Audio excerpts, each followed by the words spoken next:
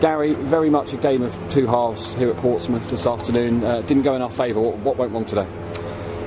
I thought we played well overall, created some great moments in the game and didn't quite take our chances today in the final third. Had so many opportunities where we're running towards their goal with the extra man and couldn't quite find the final pass or shot, and then got punished second half for that with a fantastic strike for the first goal, and then lost the second goal when we were starting to chase the game a little bit. So happy with the players in terms of how they approach the game, but at this level, if you don't take your chances, then you get punished. I mean, that summed up quite well about not taking the chances. In the first half, it wouldn't have been a disservice to say that we could have been 2 or 3 up at the break.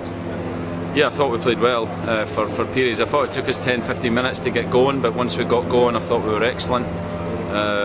We had numbers in midfield, we played a box in midfield, and I thought that caused them a lot of problems. We had the spare man a lot in there. If anything, I think we can use that even more, but we did create chances and didn't take them, and it cost us in the end. You spoke in the pre-match for this game about ensuring that what we did on the pitch kept the home fans quiet, and for large periods of the first half and the start of the second half, we managed to do that. They were getting a bit disgruntled with their own players, and we weren't quite able to capitalise on it. Yeah, I thought we did that. Like I said, I think we need to score in that period when we were playing well in the first half and creating counter-attack opportunities where we need to find the extra pass and get our shot away with a lot more quality. But the fans were getting quiet, they were getting a bit disgruntled, and we at that moment have to build on that by scoring and make it even more negative in the stadium. So disappointed we couldn't do that, and again we need to learn at this level that when you don't score when you're on top, you always run the risk of conceding against the quality that Pompey have. It was a cracking strike for the first goal, like you said. The second goal, we've praised Jamal so many times for how many times he's saved us. We're certainly not going to criticise him for one small mistake on the second one, are we? Not at all. No, I don't criticise anyone. Mistakes happen in football. Like I said, the effort and the application and the mentality of the team was good today, but mistakes are going to happen in football, so there's no criticism whatsoever for Jamal there. The team selection, Exeter City fans are so used to seeing Archie Collins on the starting lineup every single week, so for him to be on the bench was quite a surprise to a few of them. What was the reason for Archie being on the bench today?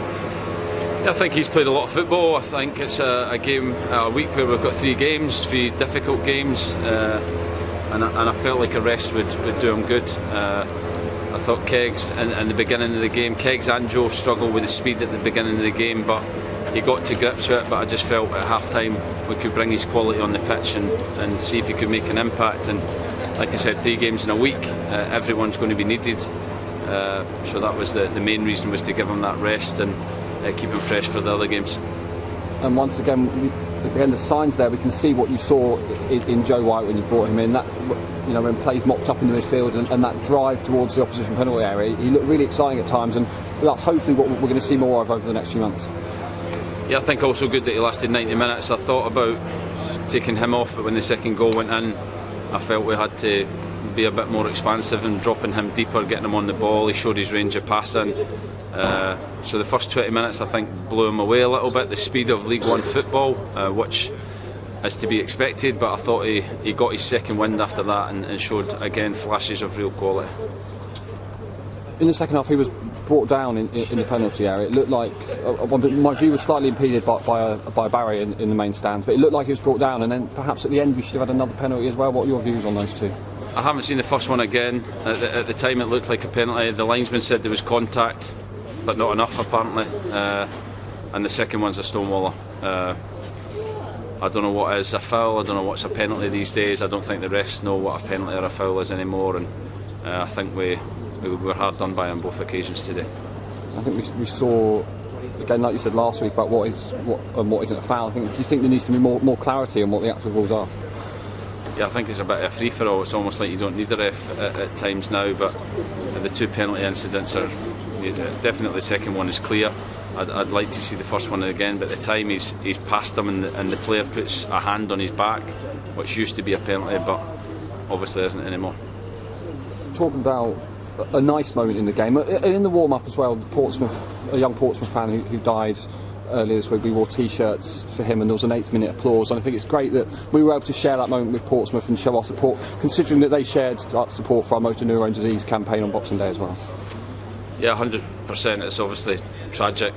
Supporter lost their life, and the next player lost his life as well. So, kind of puts football pales into significance at that moment, and for us to pay our respects, the team and the supporters, then we were only happy to do so for such, like I say, tragic circumstances.